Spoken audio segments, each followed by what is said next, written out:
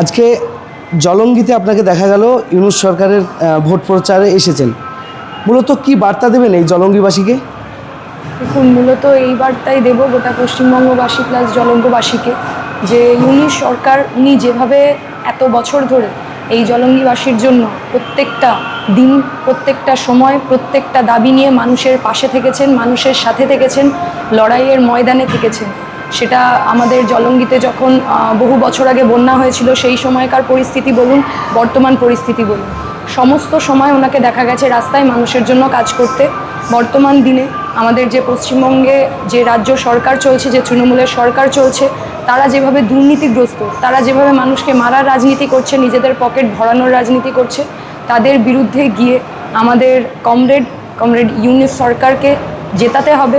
লাল ঝান্ডার পক্ষে মানুষ ফিরে আসছেন, আস্থা ফেরাচ্ছেন, মানুষ এই দুর্নীতিগ্রস্তদের বিরুদ্ধে লড়াই করছেন। একই সাথে যেভাবে বিজেপি এই পশ্চিমবঙ্গ জুড়ে ঘৃণার রাজনীতি, ভাগের রাজনীতি করার চেষ্টা করছে, ধর্মের নামে, ভাষার নামে, জাতের নামে আমাদেরকে ভাগ করে দেওয়ার চেষ্টা করছে, দাঙ্গা লাগিয়ে দেওয়ার চেষ্টা করছে, সেটার বিরুদ্ধেও আমাদের এইখানে আবার আমাদের গোটা পশ্চিমবঙ্গে বামপন্থীরা লড়াই করছে।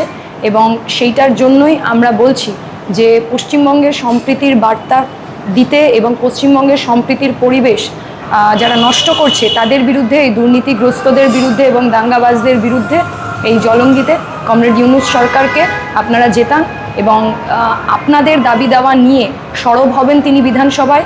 আপনাদের প্রতিদিনকার রুটি রোজগার, শিক্ষা, স্বাস্থ্য সেগুলো বাঁচানোর লড়াই, পরিযায়ী শ্রমিকদের ন্যায্য মজুরি পাওয়ার লড়াই, আমাদের পশ্চিমবঙ্গে কাজ হওয়ার লড়াই উনি করবেন।